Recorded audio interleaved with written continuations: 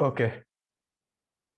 So as Sir mentioned, I will be taking this kind of a tutorial session on CNN implementation on hardware using SDSoC. So the slides for this PPT, I have borrowed them from Akshay Jain, who works at Xilinx and is also a PhD student here at IIIT Delhi.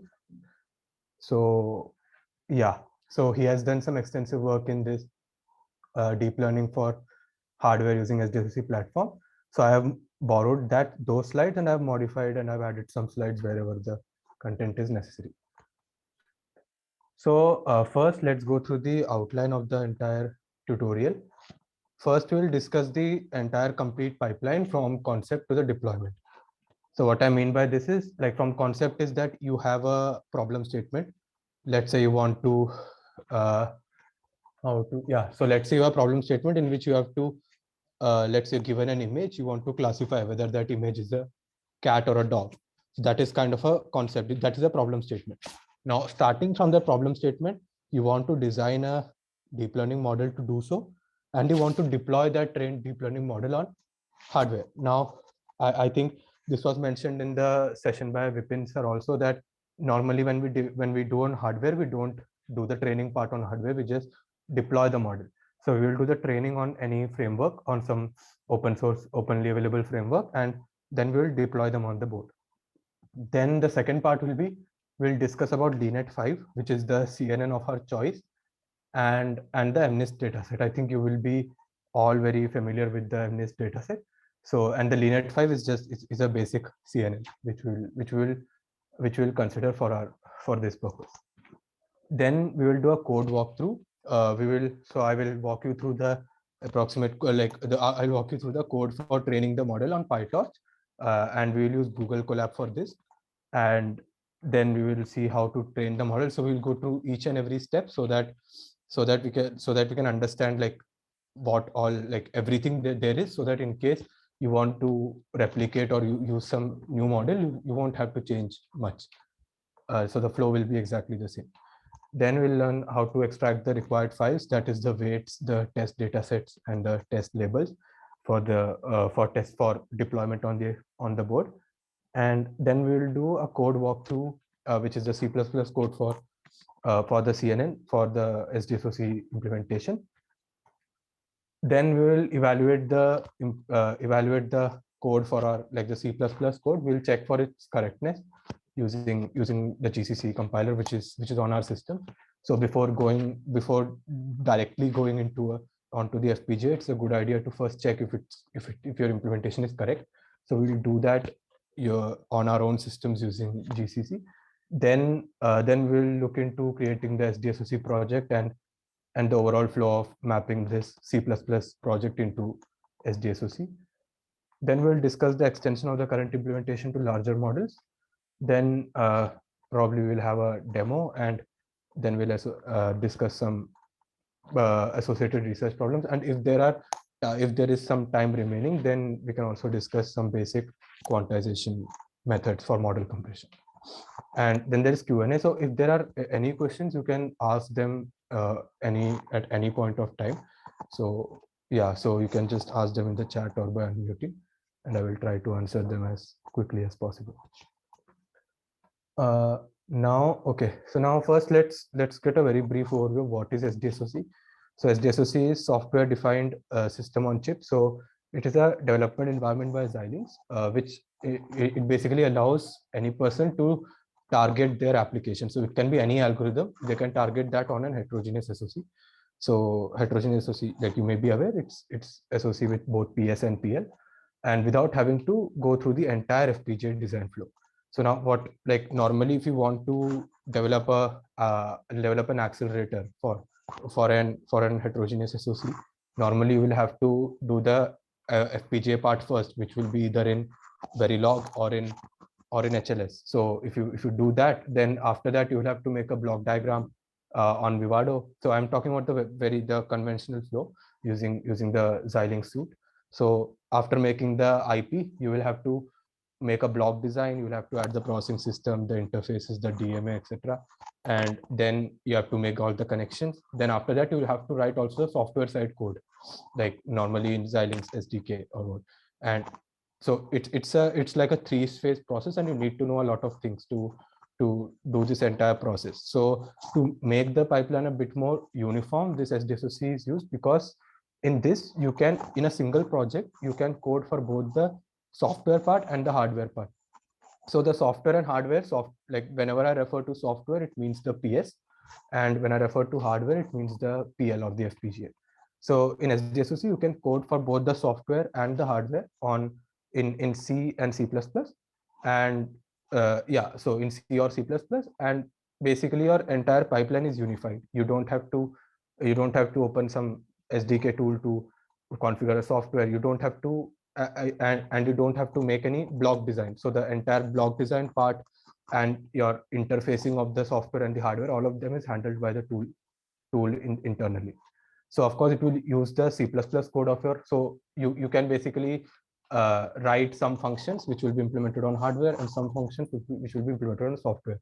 So the hardware functions, those will be synthesized into equivalent RTL using HLS, and the software functions will also correspondingly be converted to the following, so to the SDK equivalent code. Then yeah, so basically this is what I mentioned. It allows developing SoC applications without going through the entire FPGA design flow. So yeah, any questions up till now?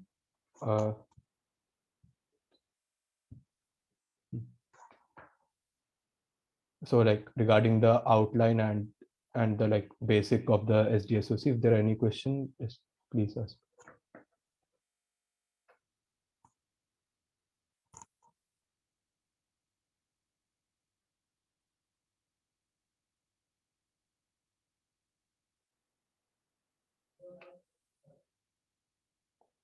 Okay, so okay, now we'll look at the complete pipeline, which is from the concept to deployment. So there are two phases in this process. The first is the model training phase, and the second is the model deployment phase. So we'll look at both of these phases in detail. So in the model training phase, we start with task specifications plus hardware cost. So this is something which we have in our hand. Like we know that we want to, for example, like taking the previous example only, let's say we want to just have it given an image, you want to predict if that's a cat or a dog.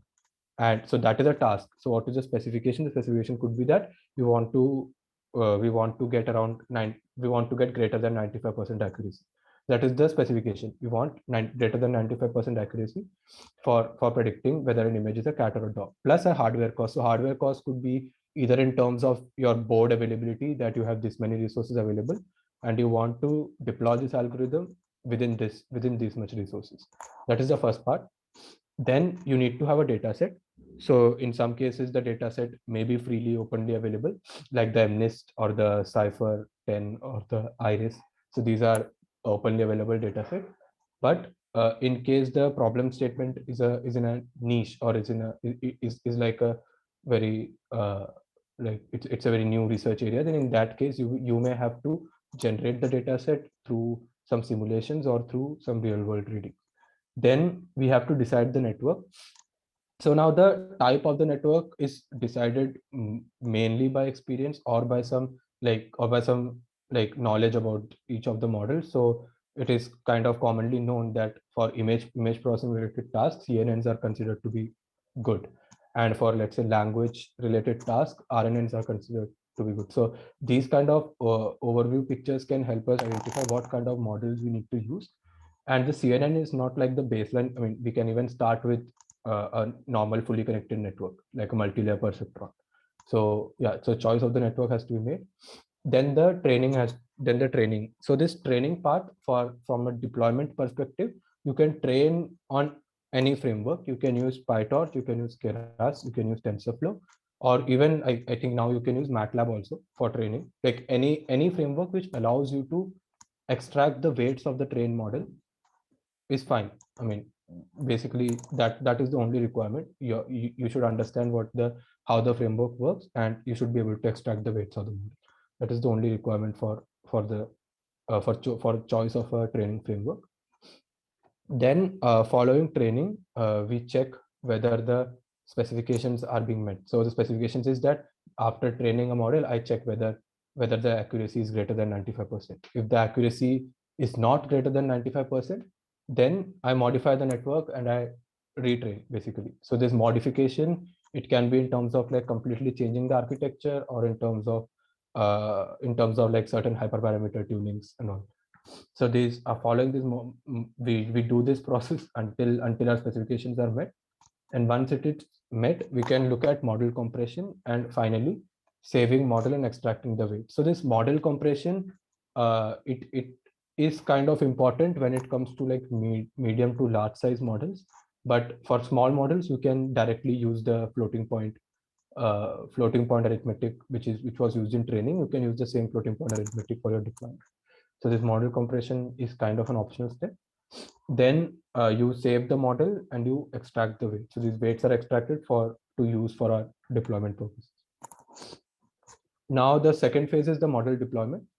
So at the start, we have the model specification. Specification is the trained weights of the model, and the model architecture. I mean, the number of convolution layers the model has, the number of connected layers the model has. All of these come under model specification, and the trained weights. Now you decide what the target hardware platform is. So this is basically dependent on of course your budget and whatever board you have. Then you code for the target hardware using SDSoC. I mean, normally the code is kind of invariant of the hardware you use, but you need to make sure that your code fits within the hardware you have. It can happen that your network is so big that your hardware cannot fit it, but so yeah, you need to check whether your model is large enough, small enough for your hardware. Then we build the programmable binaries in the file. So this is just a diagram of, I think it's a Z board. Then yeah, you give the bootable binary. So the FPGA part will be stored in the .bin file, and the PS part will be stored in the .elf file. So these will be burned into the FPGA. Then you also give the model weights, and you also give the test data, and you get finally the output of the predictions.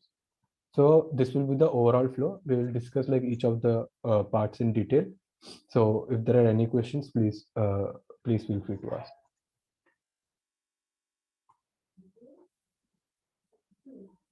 Yeah.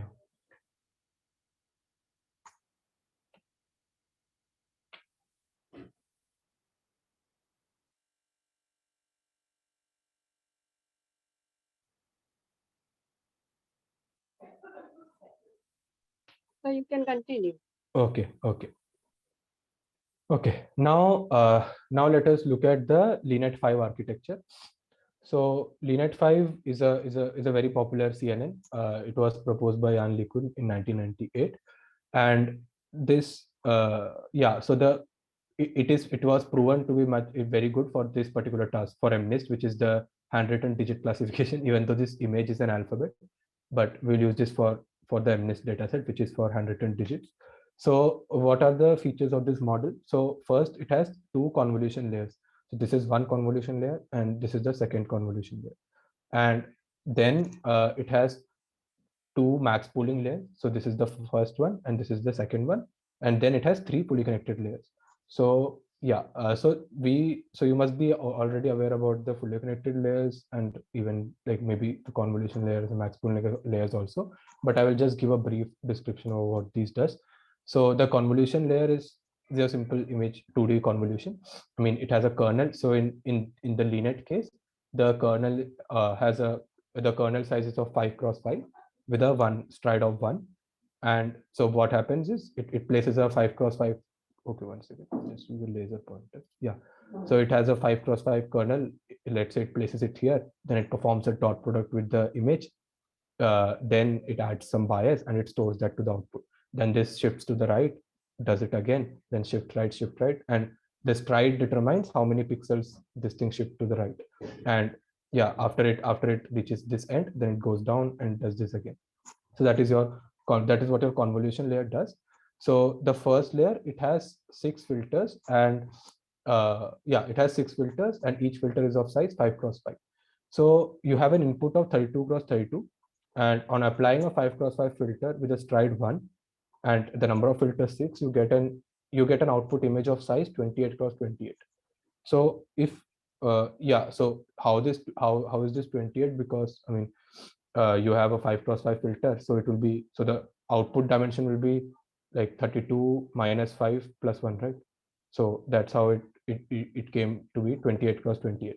So if you like, if you don't understand how this 32 cross 32 came to be 28 cross 28, then please let me know. I will explain it in a bit more detail, because this is an important aspect.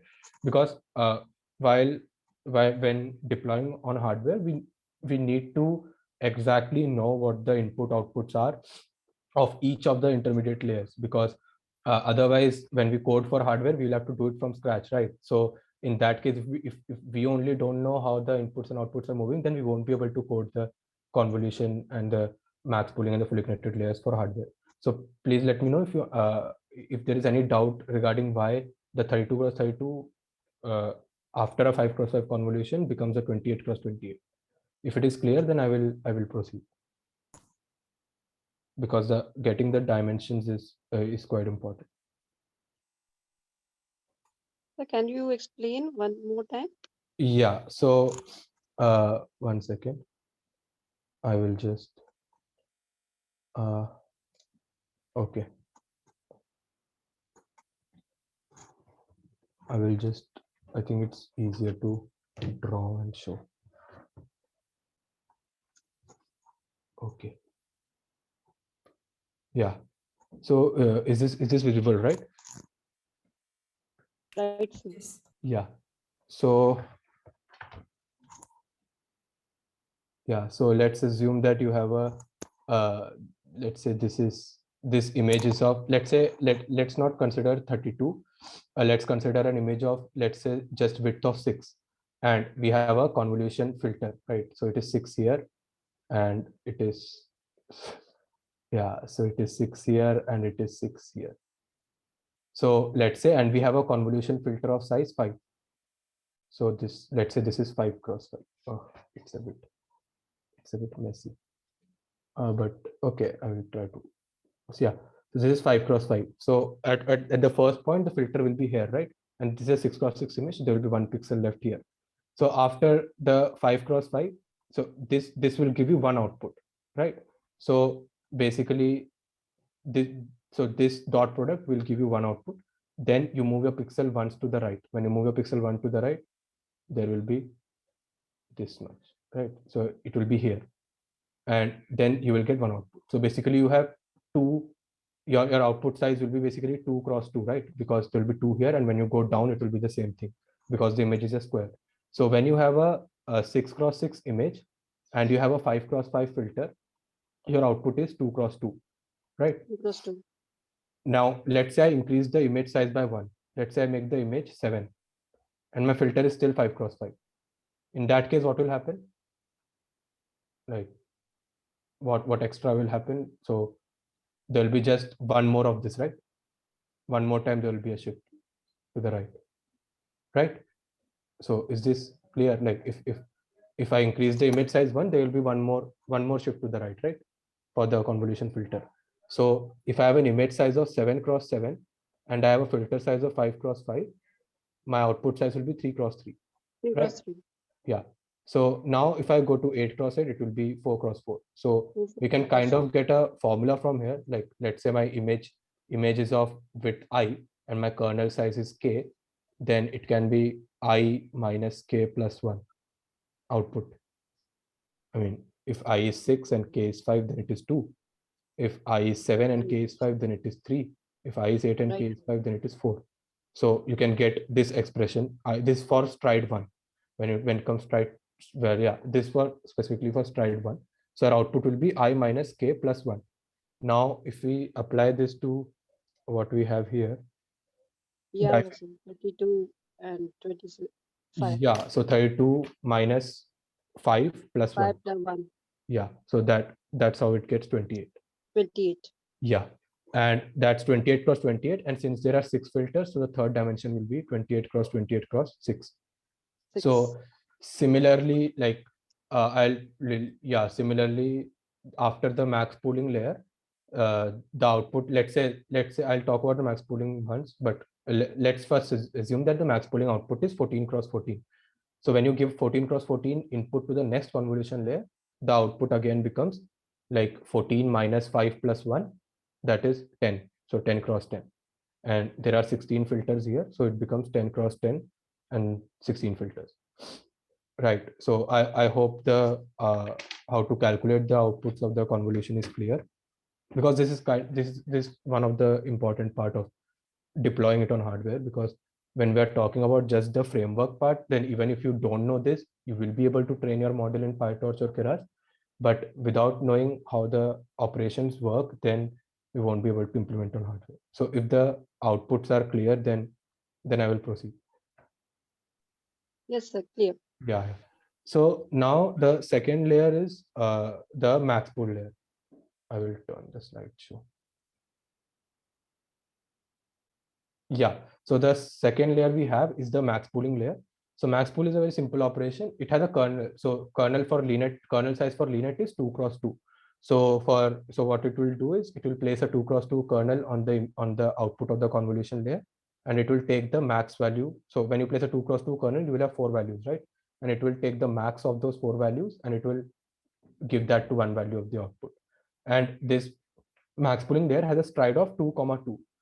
That is it will move with the step of 2 pixels. So you have first 2 cross 2 kernel, then the next 2 cross 2 kernel will be just adjacent to the first one, so there won't be any overlap, and it will take the max of the 4 values inside the kernel, and it will give that to the output. So as expected, it will, like, from given an input of 28 cross 28, it will reduce its size to half, 14 cross 14. So that is what a max pool does, and max pool does not have any impact on the number of filter, because for each filter it just takes the 4 values and it gives it just gives you the max. So it has no impact on the number of filters dimension. It just changes the x and y size of the image. So I hope the working of the max pool is clear, because each of the workings are important, kind of. So that's why I'm emphasizing on this.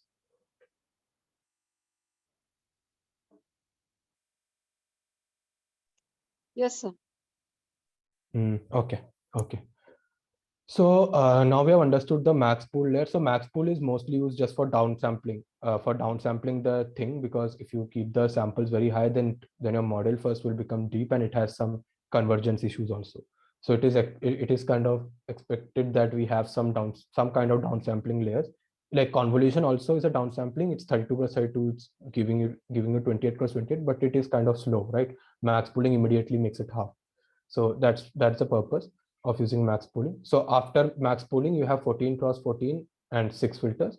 Then you give an input to then you give this to the next convolution layer. The next convolution layer has 16 filters, and the size of the filter is same, 5 cross 5.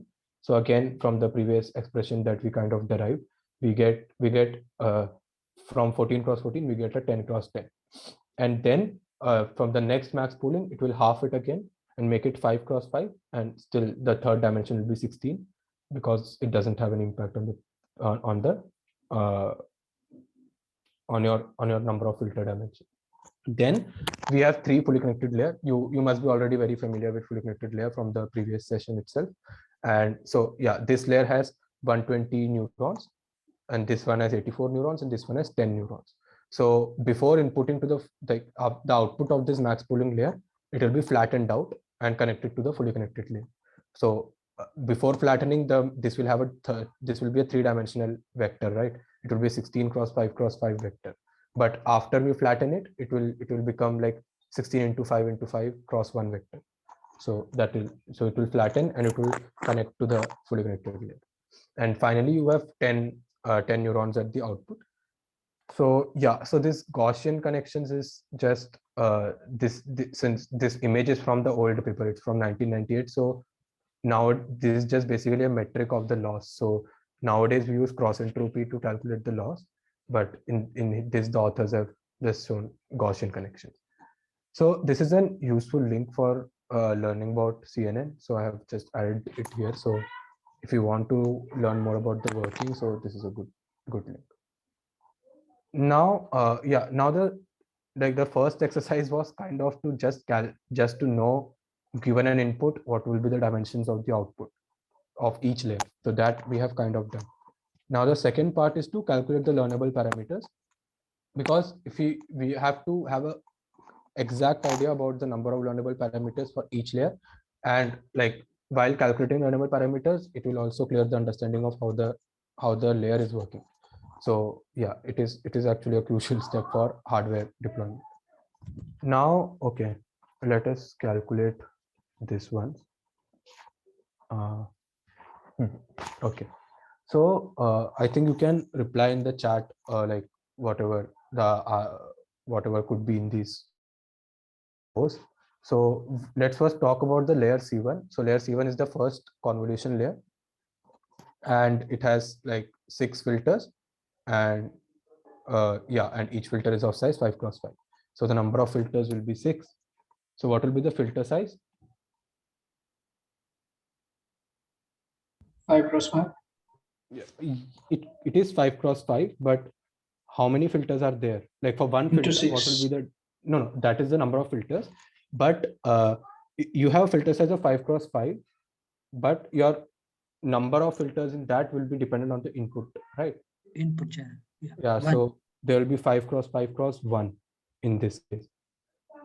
So is this clear? Why it doesn't matter here, but this should be clear that the filter, that the third dimension of the filter, it depends on the number of channels of the input. If Yes, that is yes. clear, then I will proceed. Okay, so you have a filter size of 5 cross 5 cross 1, and what are the number of bias terms? The number of bias terms will be just the number of filters. If you have 6 filters, you will have 6 bias terms. Then then the total number of weights and biases. So the weights and biases are the learnable parameters, right? So we're interested in calculating what are the total number of weights and biases. So like if you want just the expression, then what could it be? It would be the number of weights in the filter. That is, there are 6 filters, and each filter has 5 cross 5 cross 1. So 5 into 5, 5 into 5 into 1, and plus the number of biases. So what is, can someone tell me what the answer is? 5 cross 5, 25, 25, 6. I think it will be 150, 156, right? So that should be the first weights and biases. What will be the shape of the output? Yeah, 156. Yeah. What will be the shape of the output?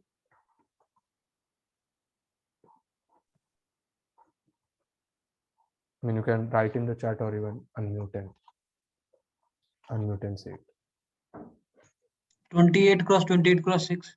Yeah, correct. 28 cross 28 cross 6. So in this column, just please ensure that you understand each and every value here, because that is what will be replicated everywhere. And this is actually the most important calculation. Like beyond this, I mean, you just have to know how the values are moving correctly. So if any of these values is unclear, then please let me know.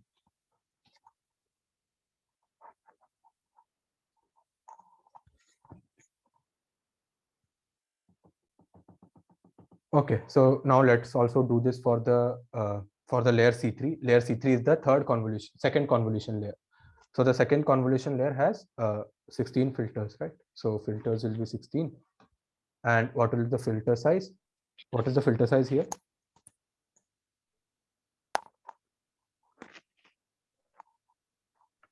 Two cross 6. I'm talking about the convolution layer. Third layer C3 is the second convolution layer. So 2 cross 2 is the max pooling layer, right? One second. Same as the previous one. Here. 6, 5 cross 5. 4 cross. Yeah. What can you repeat once? I'm just talking about the filter size. So here, this is the filter, and I just want the 3-dimensional filter size. 5 cross 5 cross 6. Yeah, 6y, because your input has 6 channels, right? Because the output of the first layer had 6 channels, and then you had the max pooling layer, which does not change the number of channels. So your input to the next layer also has 6 channels. So the filter size of the next layer will be 5 cross 5 cross 6. So is this clear, right? This is clear, right? Why this is 5 cross 5 cross 6?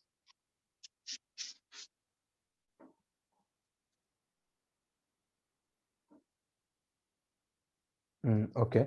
Then the number of bias terms, that will be just the number of filters. So that will be 16, 3. right? Because there are 16 filters. Now the total number of weights and biases will be number of filters 16 into number of weights in each filter. That is 16 into 5 into 5 into 6. 5 into 5. Yeah. Then plus the 16 bias term. Right? So we can, like, maybe someone can answer, let me know what they did. Then the output shape, like you have an input of 28, you have an input of 14 cross 14, 14 cross 14 cross 6 basically. So what will be the output shape? 10 cross 10 cross, like the third dimension will be 16. Yeah, great. So yeah, so I hope these two convolution layers are clear, because the fully connected layers are very easy. So for the fully connected layer, the first fully connected layer, the input will be basically the output of the second max pooling layer. So the dimension of the input, what will be the dimension of this input?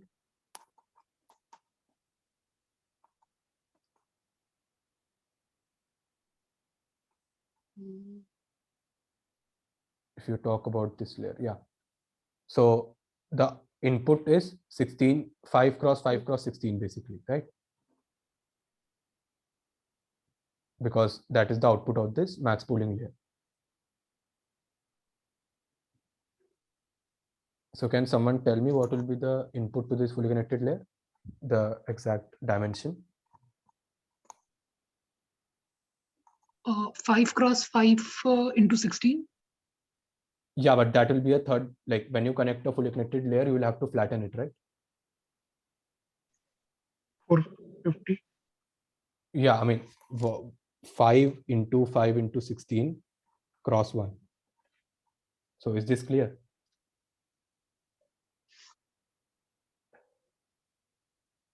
Why this is the case? Because we have a, yeah, so just let me know if this is clear.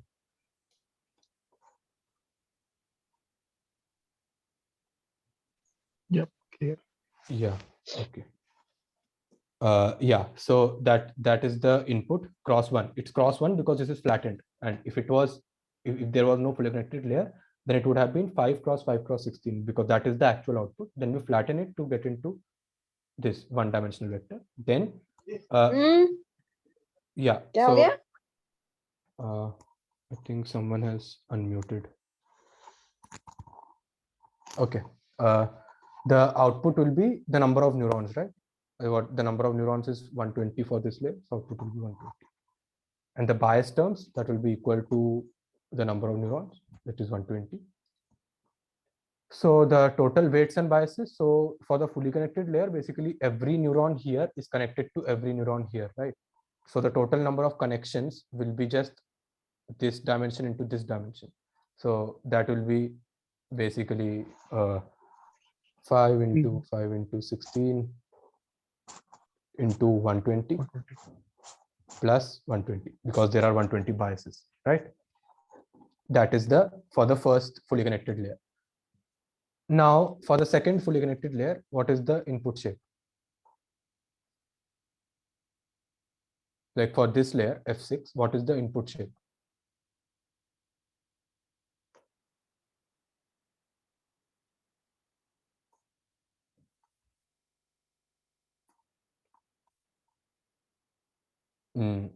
Yeah, I mean, this F6 is connected to this C5, right?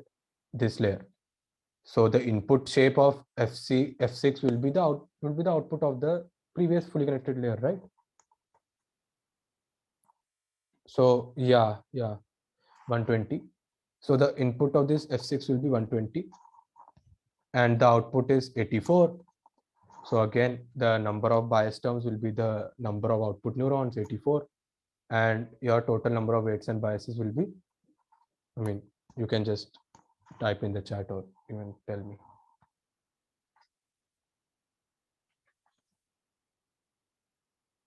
$120 into 84 plus 84. Yeah, correct. 84 plus 84. Great. So that will be the output. So I hope this is clear because yeah, the input of the fully connected layer will be just the output of the previous layer, right? And the output of any fully connected layer is the number of neurons it has. So it will be just 120 and 84. Now again, this 84 will be fed to the output layer, which has 10 neurons. So the input of it, this output layer will be 84, and the output will be 10, and the bias terms will be the number of output, that is 850, right?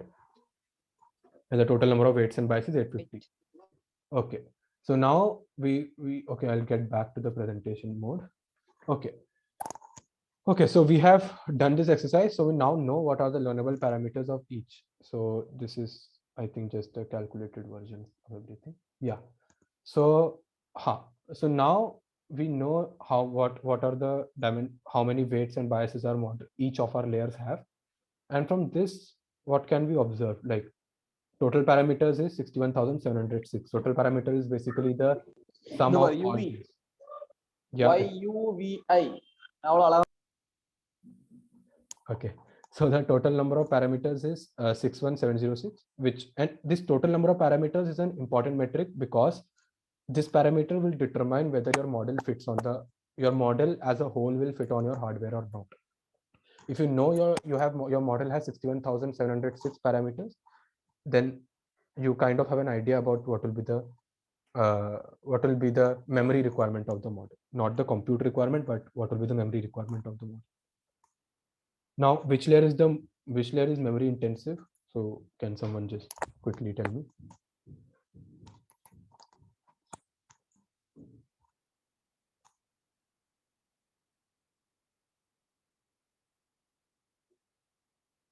F5.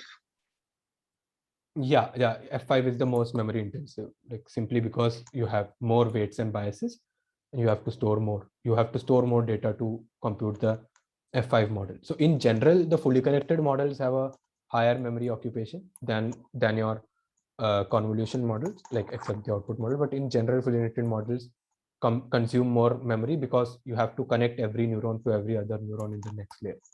So yeah. So which layer is computationally intensive?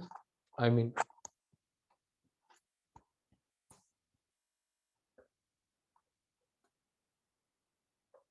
you can just write or speak whatever. C1 and C3. Yeah, the convolution layers can be called computationally intensive, especially when you do it in an iterative way. I mean, because the operations you have to move a filter across the image multiple times, right? So it can be called computationally intensive. Computationally intensive if you talk about it in an iterative manner, but currently we have like GPUs, and even currently normally when you train the networks on the GPUs, so they are very optimized to do the convolutions efficiently. So I mean, even the fully connected layers can also be optimized because that is also just a matrix multiplication. But yeah, I mean, both of them are computationally intensive, but generally we prefer convolution layers. Yeah, so now let us do the one final exercise just to like solidify everything. We had an input of 32 cross 32 previously. So let's, yeah, and the conv filters and the max pool are all the same. Now let's reduce the image size to 28 cross 28 cross 1. So now what happens to what will be the output of the first filter? Like the number of filters are same. What will be the output of the first convolution? So instead of 28 cross 28 cross 6, what will be the output?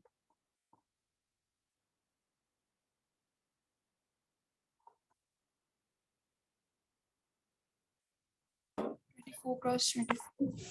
Yeah, 24 cross 24 cross 6, right? Now after the max pooling, what will happen? Sir, can you please, could you please make it clear that how it's 24 by 24?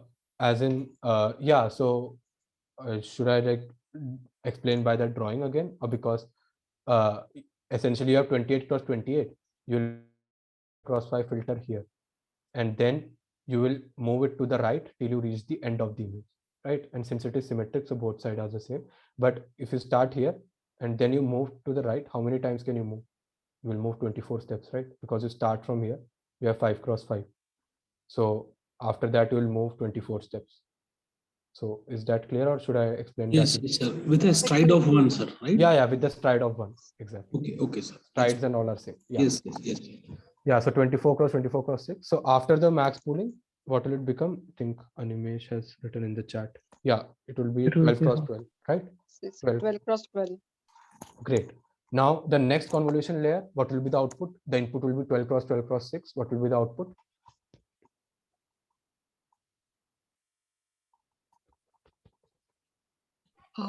8 cross 8 in cross 16. Yes, great. Now you give the 8 cross 8 cross 16 to the next pooling layer. What will be the output? 4 cross 4 cross 16 16. cross 4. Yeah. cross 2. Yeah. So this is 4 cross 4 cross 16. So now we are clear about the outputs.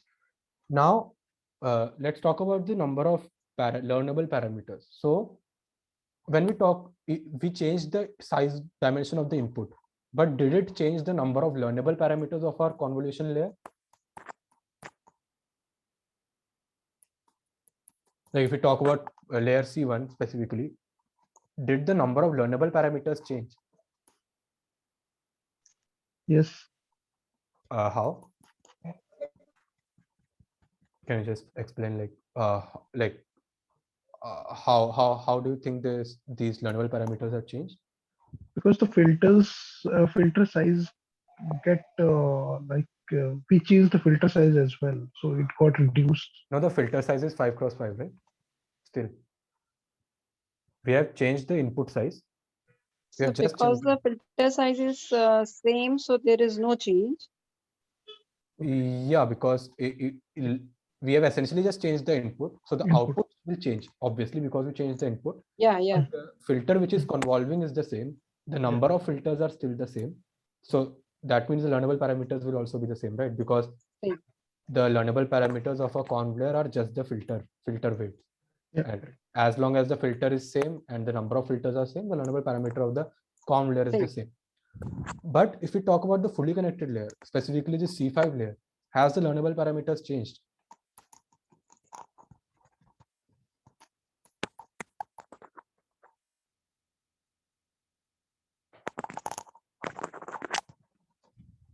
So has the number of learnable parameters changed for the C5 layer? Yes, it will. Yeah, because can you just give a reason? Because it's 16 cross 4 cross 4. Yeah, exactly. Yeah. So when we flatten this, earlier we were doing 16 cross 5 cross 5. So those will be more neurons. Now it will be 16 into 4 into 4 neurons here. So each of the neurons here will be connected to each of these neurons here. And the weights of those connections are our learnable parameters, right? So if you change the dimension of the input, your learnable parameters of this layer will change.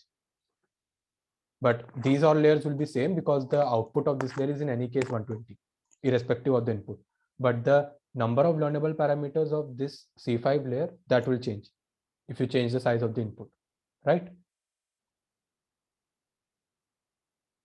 So I hope this is clear.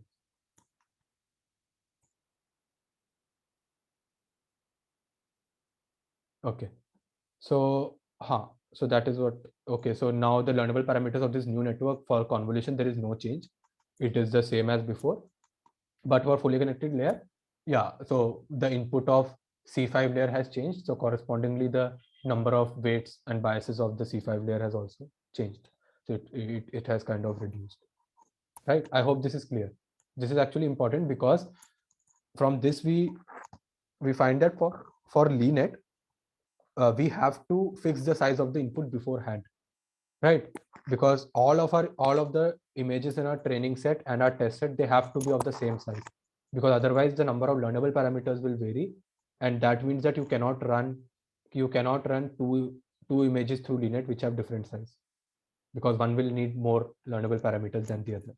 So is this part clear? Yes, sir. Okay, so the total number of parameters is 44426.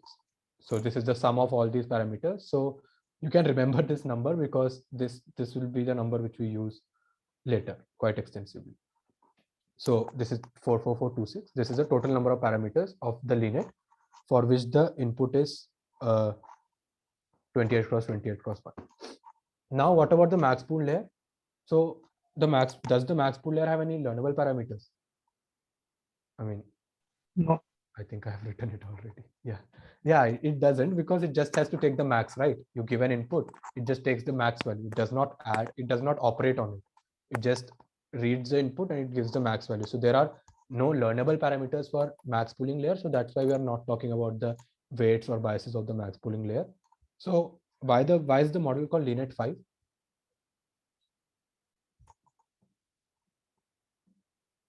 So can someone just guess why it is called LeanIt 5?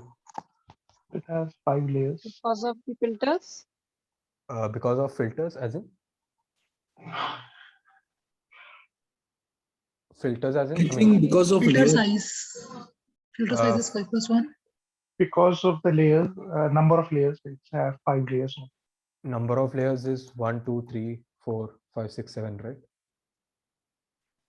4. Yeah, it should be Yes. LeanIt 7 according to number of layers.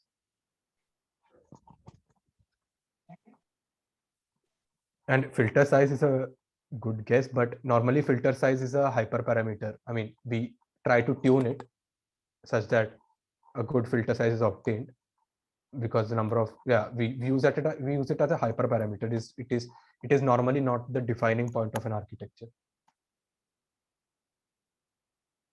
So any other guess?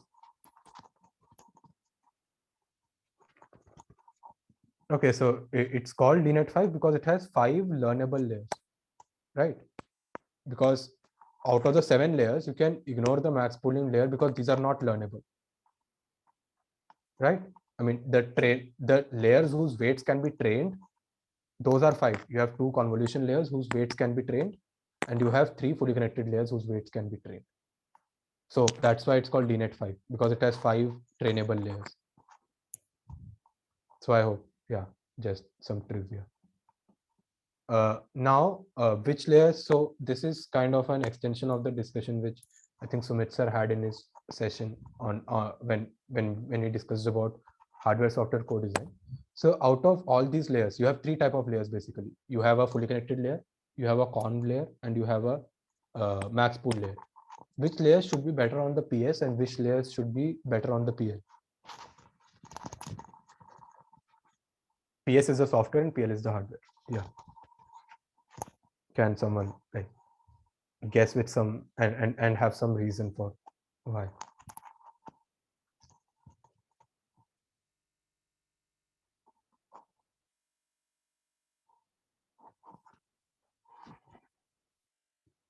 I mean, you can just make a guess and maybe try to justify it. I think all layers should go in software part, sir. Why? Sir, because these all convolution neural networks, right? And we have the fully connected layers. They can be programmable. I didn't get you. Can you repeat the last part? These all can be programmable, right, sir? Yeah. So I think they should go in the software rather than the hardware. Why? Like because tomorrow, if you want to change the suppose configuration, right, sir? Then we can change it or update it. Yeah, but like first part is that the hardware is FPGA, right? It can be programmable. It is anyways reprogrammable, right? You're not burning it into a ASIC.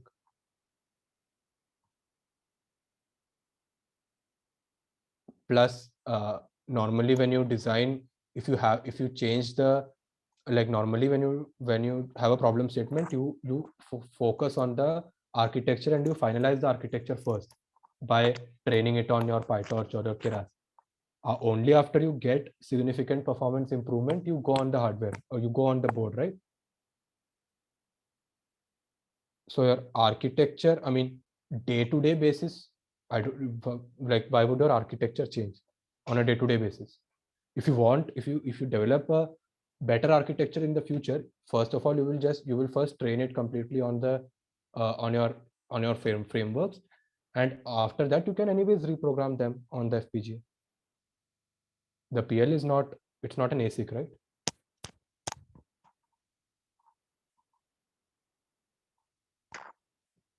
So am I making sense?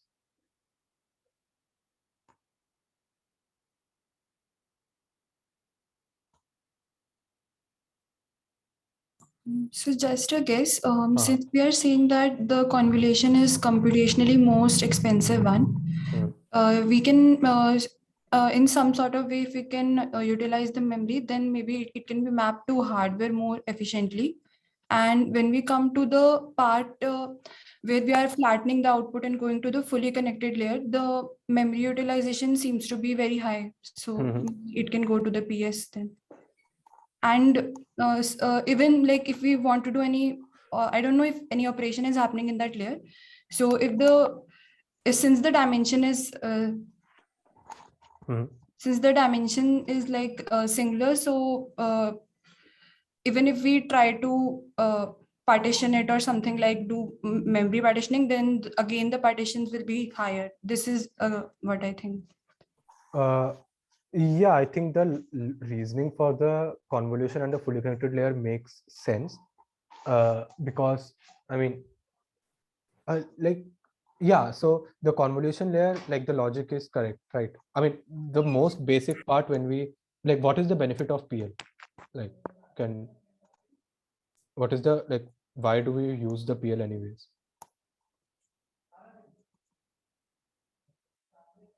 So can just someone write in the chat or let me know?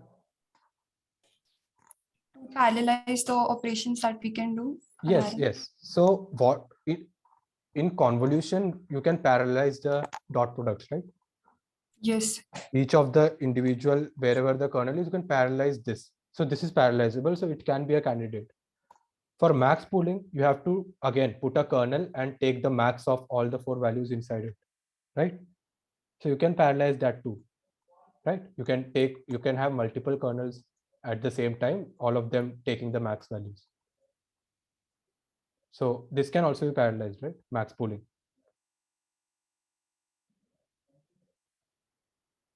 And yeah. So, but in case of like fully connection, there won't be such thing. In fully connection, it is in fact even more apparent why should we parallelize, why we should parallelize it, because it's a matrix multiplication, right? Okay, in fully connection, we're having matrix multiplication. Yeah, so that is kind of a most, once you realize that it's a matrix multiplication, it is kind of most apparent that it can be parallelized. Okay. And the convolution and max pool, by the way the operations work, we think it can be parallelized, right?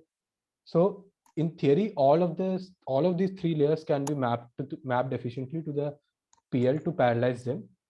But I think, as someone mentioned, the convolution, the fully connected layer, it will take considerably more memory more memory resources than your convolution layer. So you can parallelize every layer, but you need to make that decision whether it is feasible to parallelize them or not.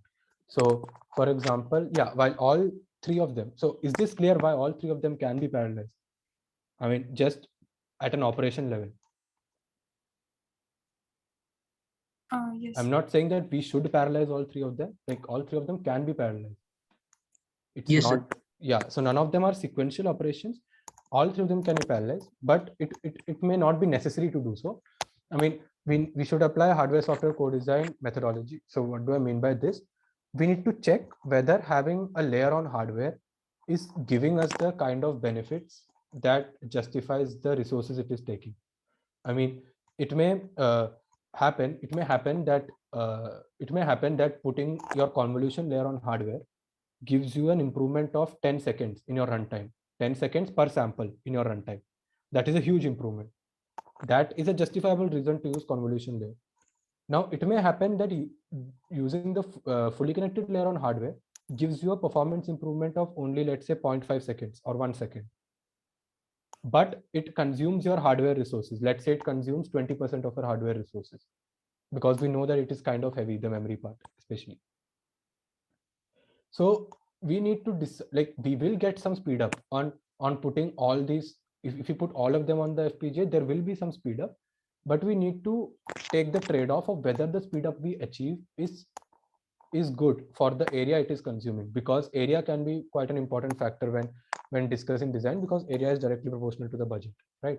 So whether or not you decide to do any layer on hardware or software has to be first checked whether it is feasible, which is operation level, which we see that all of them are, and whether doing them on hardware actually gives us reasonable performance improvement which justifies its area.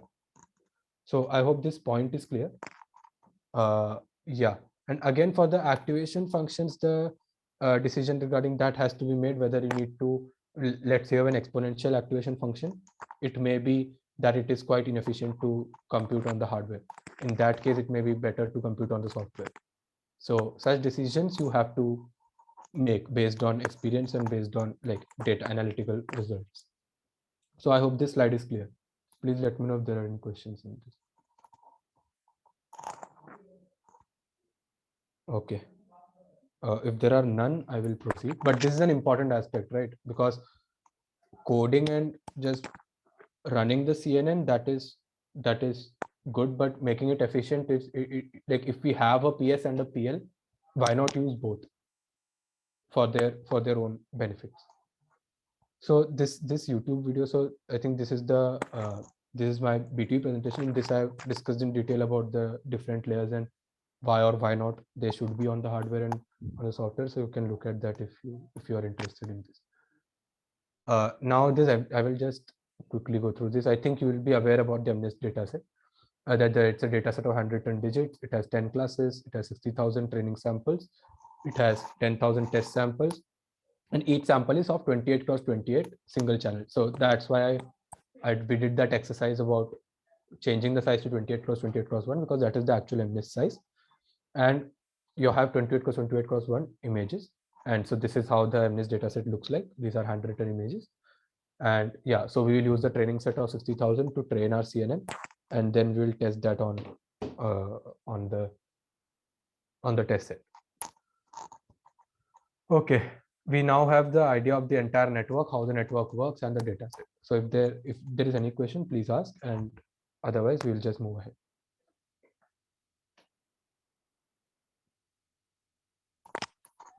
So, Rohit, one question. So, is this exercise really needed for everything, or it is just for the initial understanding?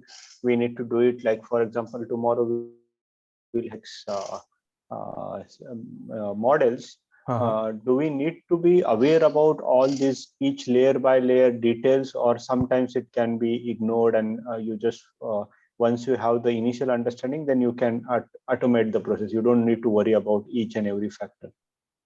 So for hardware implementation, we need to know exactly what the footprint of each layer is. But this information which we computed, right, this one, this can be easily found out from any framework. You can have just one function which will tell you all of this detail.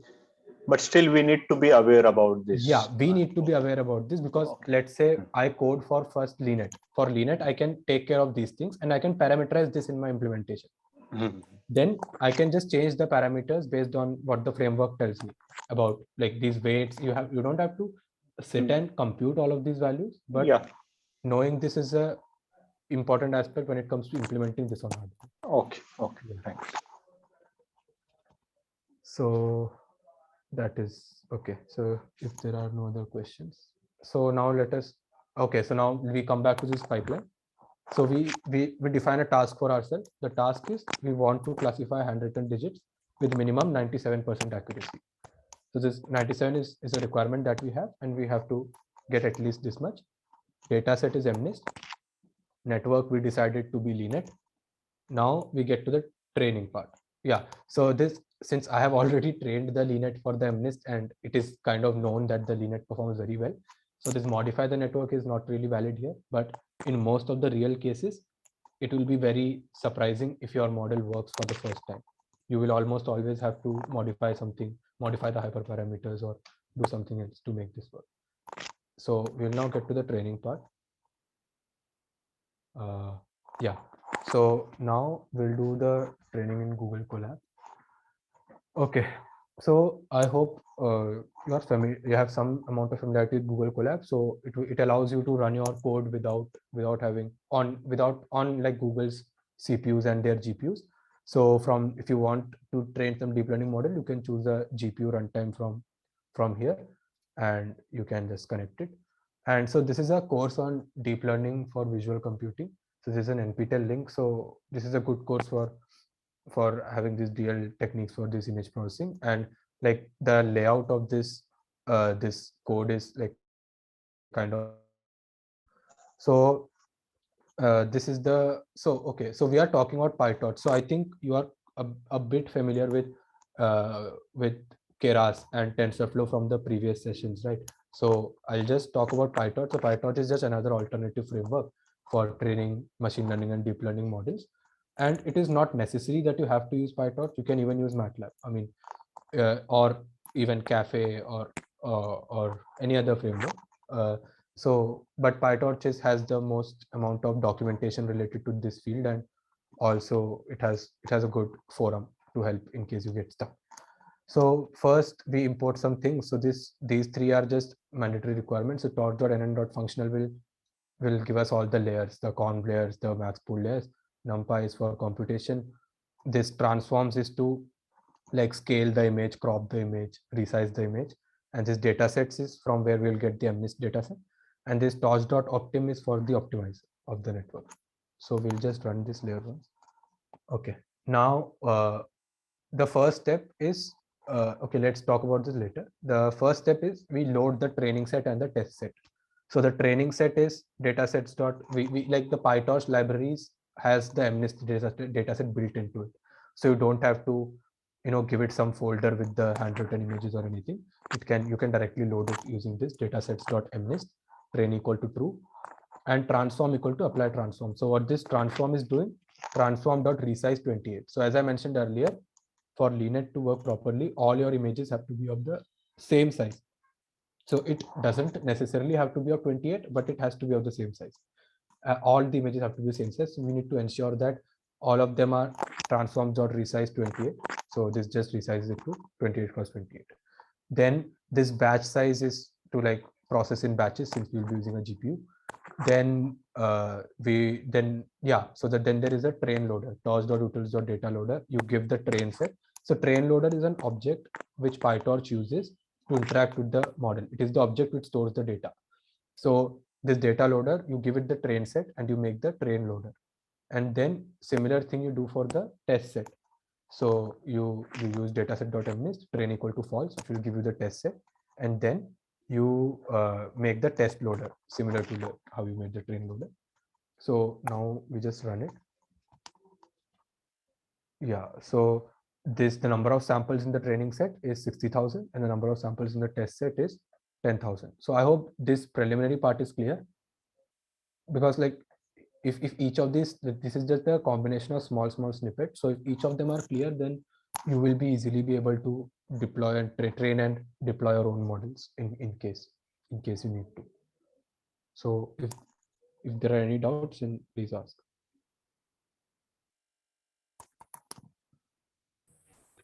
Yeah, hi Rohit. Yeah, hi.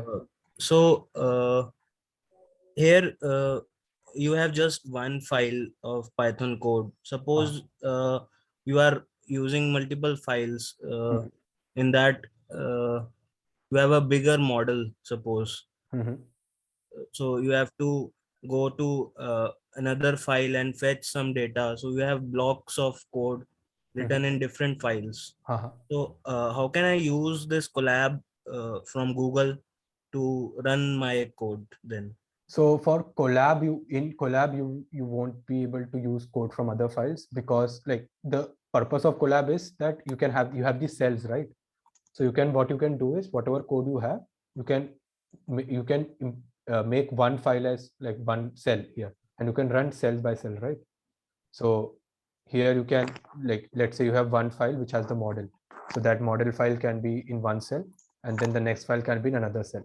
So you can just run both of those cells, and you can use the functions you have like in the cells you have created below them. But okay, thank you. Yeah, but normally you cannot do that in Google Colab. I think that's the restriction of Jupyter Notebook and not necessarily of Colab. Okay. Now we come to the main part, that is the LeNet class. This is our network LeNet. So now I will do one thing. Yeah, I'll just open this to the side.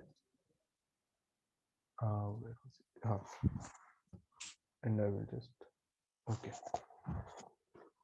So this is LeNet. So this is the same layer, same things. I will just go through this. So this constructor, this will just declare all the layers you have.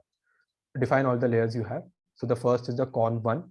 Con1 layer has 1 input channel, 6 filters, kernel size is 5x5, and stride is 1. Like just exactly the same as what we talked about here. Then pool max pool 1.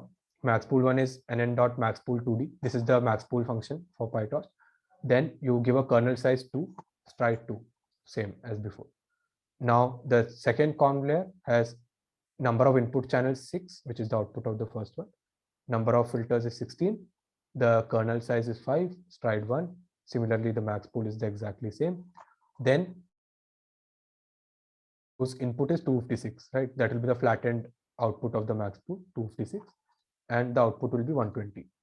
Then the next fully connected layer, it has input of 120, output 84. The third fully connected layer has input 84, output 10. So this is just declaring the layers. So we have declared each of these layers, but we have not connected them yet. I mean, this layer is not connected to this layer yet. We have just declared each of them as independent objects. Now we will connect them in the forward. Forward is the forward pass of the model, starting from the input to the output. So forward, okay, we use ReLU. Generally, we use ReLU activation between each layer, between each of the individual layers, and the output we use either softmax or segment. So so now what we do is you have the input to the model, which is x. You give the input to the con1, which is self.con1 of x, and then you apply the ReLU and you get the output, and you store that output back into x. So this is one convolution operation. The input x is taken and x is updated with the output of the convolution 1. Then the output of the convolution 1 is given to the input of the pool 1, and same is stored in x. Then the output of the pool 1 is given to input of the con2, and that is again written in x. Then this is basically this connections. Input goes to input goes here, this output goes here, this output goes here. Basically this is just connecting the model. And here you have a x dot view -1, 256. This is basically the flattening operation I talked about. After the pool, we flatten this to have 1 dimension and 256x1 basically dimension. So this will flatten this, and then we apply 3 fully connected layers, and finally we apply the softmax, log softmax activation. So I hope this part is clear. This is the model declaration of PyTorch. I mean, there's also it's not as small as that of Keras, but it is kind of more intuitive. I mean, you are essentially sending the input of one layer to the output of the another layer. Sorry, output of one layer to the input of another layer. So I hope this part is clear. Please ask any question if there is any, because this is the main part of the model. There is nothing more. Okay. Now we just create an object of this LeNet class net, and let's print the net. Yeah, so on printing this, you can see that you have one con2d, you have maxpool2d, you have con2d, maxpool2d, then linear. Fully connected layers are also called linear layers. So this is the linear layers, 3 linear layers you have. And yeah, so this is essentially what we declared above. Now let us see the total number of parameters, which we calculated earlier, right? We calculated total number of parameters by hand. So this can be automated by using this. So for all the parameters in the network, print the size of the parameters and print the total parameter, which is the product of all these things. So print this and then add this to the total number of parameters, and let's just print and see. Yeah. So basically when you print your first convolution layer, it has, this is the dimension of the weights, basically 6, 1, 5, 5, and the total is 150. And this is just weights. This is not including bias. So the bias term is 6 for the first convolution layer. So is this clear how the dimension is 6, 1, 5, 5? I mean, you have number of filters is 6, and each filter is 5 cross 5. We did it 5 cross 5 cross 1. They do it in a channel first fashion. Channel first means that the channel will be the first dimension in the image. So there are channel first and channel last. So Keras, I think, uses channel last. It uses like 5 cross 5 cross 5, 5, 1. PyTorch uses channel first. So it will be 6, 1, 5, 5. And the bias, since there are 6 filters, there will be 6 biases. So now, yeah, so the second layer, again, it has 16, 6, 5, 5, because 6 is the number, 6 cross 5 cross 5 is the filter dimension, and there are 16 filters. Then 120 cross 256, this is first fully connected layer. Then 120 bias terms, 84 cross 120, 84 bias terms, 84 cross 2. So this is clear. Now the total number of learnable parameters are 44426, which is the same as we kind of calculated.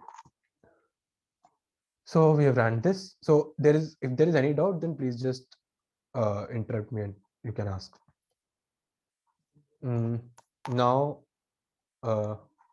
okay. Now we want to use the GPU for our training, right? So we check first if the GPU is available. You can check this by this command, toss.cuda is available. Then if GPU is available, then make the device to be CUDA. If GPU is not available, then make the device to be CPU. Basically, if there is no GPU available, then I don't want my program to crash. I wanted to use the CPU instead. And then I want to move the network to whatever device I chose. If my network is CUDA, I will move the network to the GPU. And if the network is CPU, then I will move the network to the CPU. So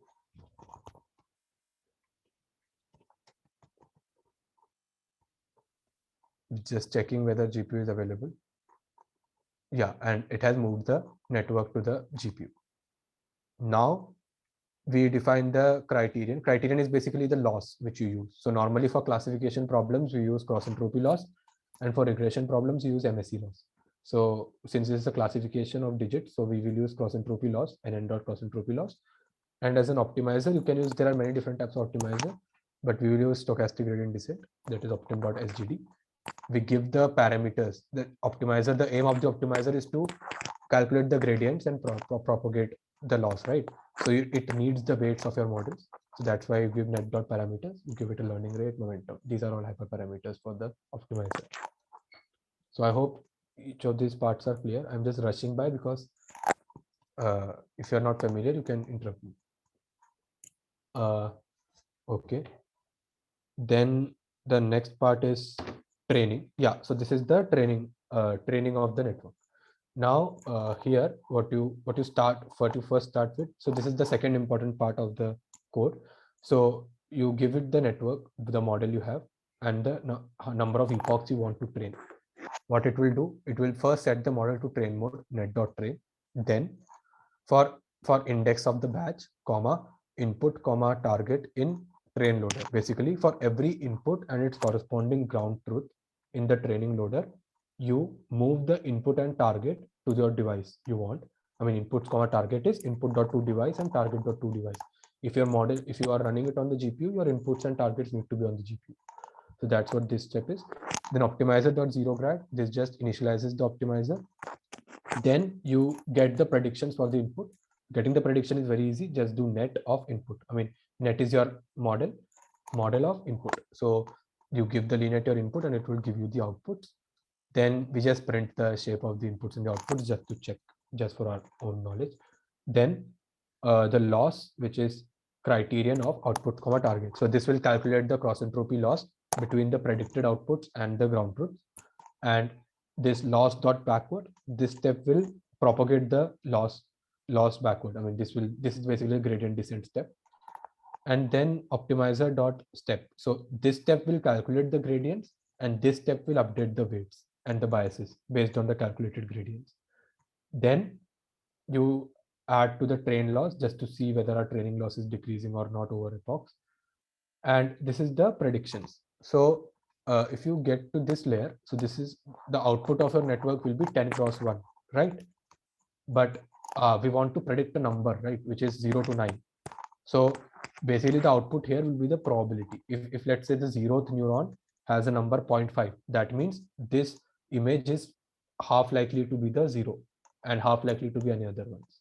So we want to convert from, we want to check basically which neuron has the maximum probability, and that will be our prediction.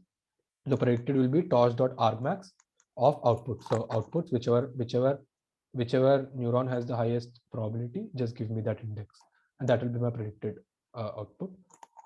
And then I just correct total is target dot size. Basically, this is just incrementing the total number of samples, and this is the correctly predicted samples. And then we will have train loss. So this is an average over all the training samples, then of train loader. And this is train accuracy, which is what 100 into correct by total. And then you just print the training loss and the training accuracy. Please like just go through this and just let me know if this is, if this looks logical, and if there are any doubts, just please ask.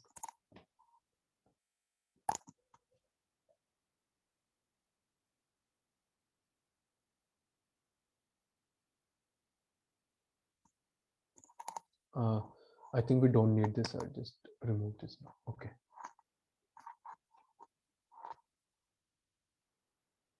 So you can ask the doubts any way you want. Okay. So if there are no doubts, then let's just run this. Okay. Now we go into the test function. What the test function does is, after every epoch, you train it, and then you check what is the test set accuracy of this. So it is kind of similar, except the fact that you don't need to do any propagation of the loss backwards or anything. You just need to calculate the predictions, and you need to get the accuracy. So it is similar. I mean, for batch and inputs and targets in enumerate test loader, input comma target is input dot to device, bring them to the device, then get the, this line is basically get the predictions. Now calculate the test loss based on the outputs and the targets. Now update the test loss, and then predicted is tosh.argmax, which is the predicted, and then we again calculate correct and total, and we get the test accuracy and the test loss. So this is very similar to the training, but you don't have to propagate, you don't have to do back propagation basically, or update the weights. So this is the test. Now for each, now for each epoch, let's call the train and the test, right? So this is the training part. Like for every epoch, just train it and test it to see how it is performing. So let me just run it.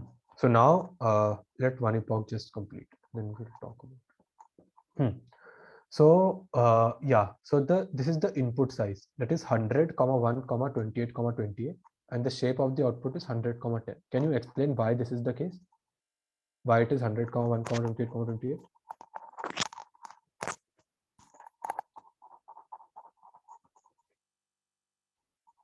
Batch size of 100?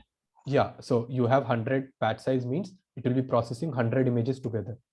So there are 100 images. Each image is of 1 cross 28, 28. 1 cross 28, 28 because it's a channel first. And then shape of the output is basically 100, 10 because there are 100 predictions, and each prediction is a 10 cross 1 vector. So that is 100, 10. And you can see in the first epoch, the testing accuracy is 44%. But in the second epoch, it has improved. It has increased to 83.4%. I mean, generally, as your loss decreases, your accuracy should increase, and you can kind of see when the accuracy increases. So right now it is 10. It will run till 15. So by the time, if you have any doubts, I can take them while the model is getting trained. So right now it is at around 97. It's already reached our specification, but we'll still let it go till 15. Let's see. Okay, if there are any doubts, you can ask me. Font size is small. Okay. Is this visible?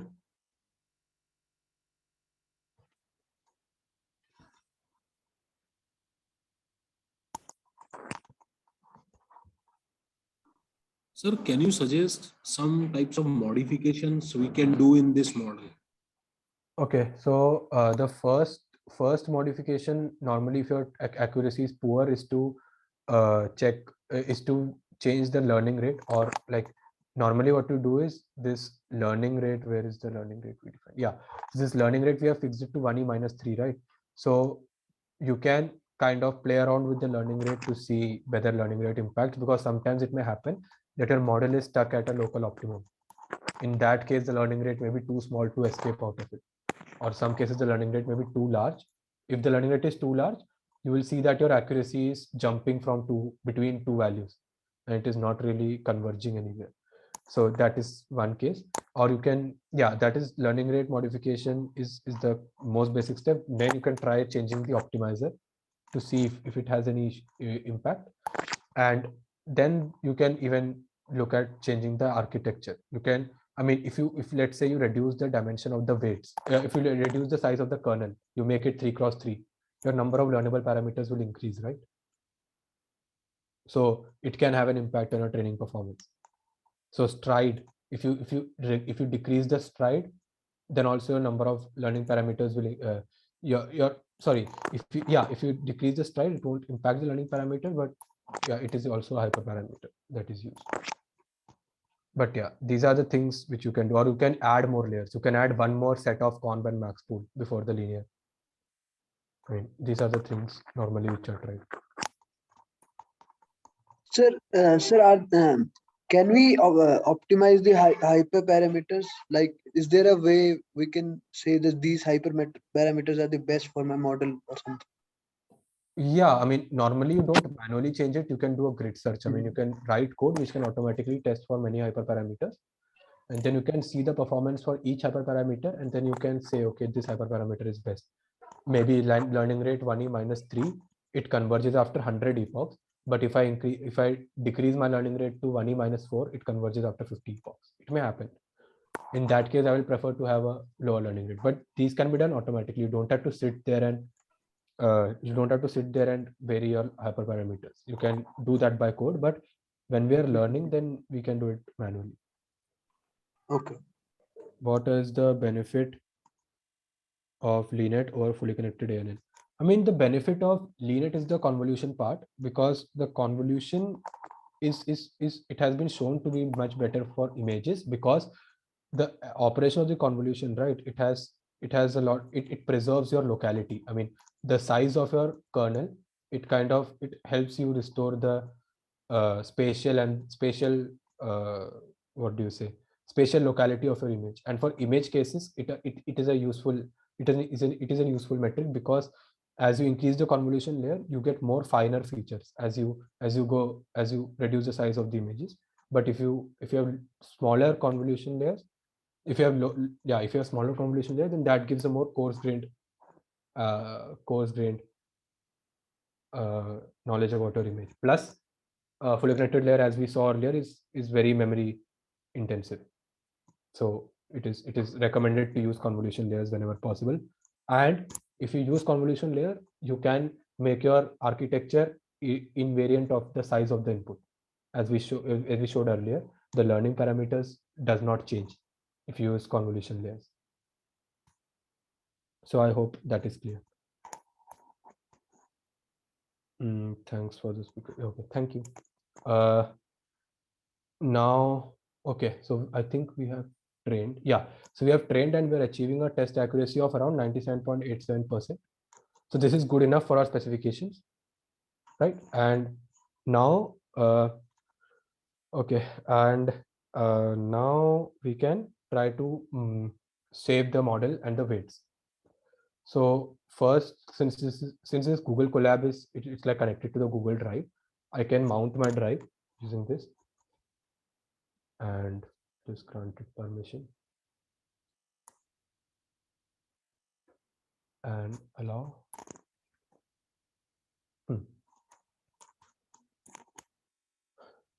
Okay, so this will just mount my drive, and then I will just cd. So you can use all your shell commands on the Google Drive using this person. So you can just cd to the directory you want to go, and then I'll just see whatever is here. Yeah, here you have 3 files. Now we save the network. So saving this is the part which is related to the hardware, right? All this is a normal deep learning training part. Now this part we need for deployment.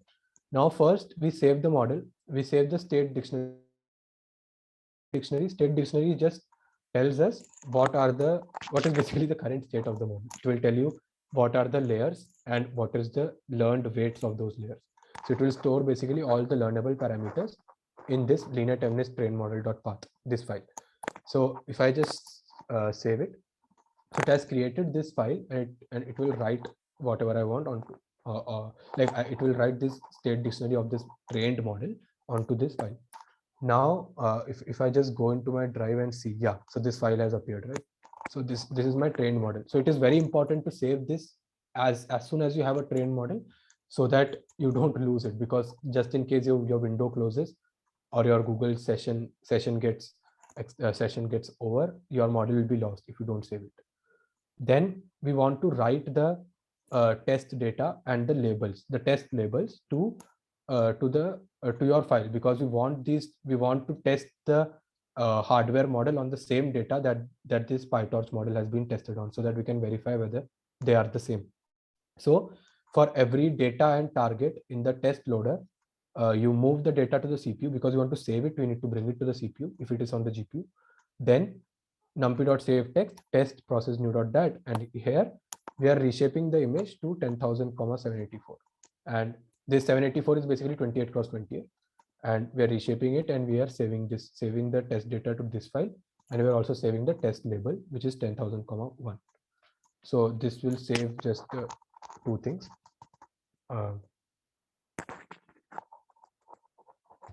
Okay, so this is the we have saved the test data and the test labels. It will appear in a 5 to 10 seconds. Okay, now we are extracting the weights of the model. Now this also has the weights of the model, which we already saved before. This has the weights and the biases of the model, but the format this has is kind of unknown, right?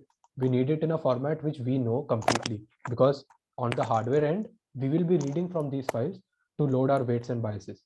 So we need to know what the dimensions are. So to do that, we will store it in a way which we want. So I'll just load it once. I'll just create a new model, loaded model called linet, and then I will load the pre-trained weights which we already trained to this linet, to this loaded model. And now we'll just evaluate whether this loaded model is giving us the correct accuracy. Yeah, 97.87. So this was the accuracy. So this was the accuracy we obtained from after the training. So that means our model is correctly loaded. Now we'll store the weights and the biases, right?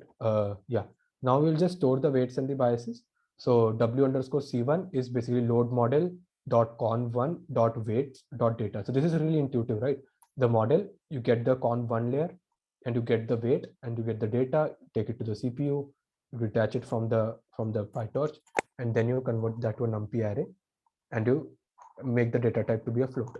Similarly, the conv1 bias and the conv2 weight, conv2 bias, then fully connected layer weight, fully connected bias. Similarly, we store all the weights and biases that we have, and we store them in a list. We create a list of these, and this order is extremely important, because if you don't know this order, then you won't be able to read them properly on the hardware. We are storing them into a file to read it in the future. So we need to exactly be sure what is the order we are storing them. So this is that file. And then for params in list of parameters, that is list of parameters is this. For each param, open this linear terminus weights.dat file and flatten this param. Flatten is basically convert them into a 1D array.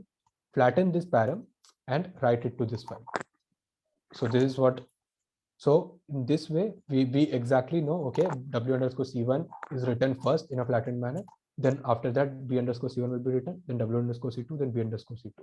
Then if we look here, we should have all the files. Okay, I don't think I ran this. Okay, I'll just run this. Yeah. So now we have the test data, and we also have the test label, and we have the trained data, and I think the weights will also appear in a bit. Yeah, the weights have also appeared. So we have all the data. So these three are the data that we will be using for our hardware. So this was the entire training step. So this is the phase 1, which is the model training, which we completed.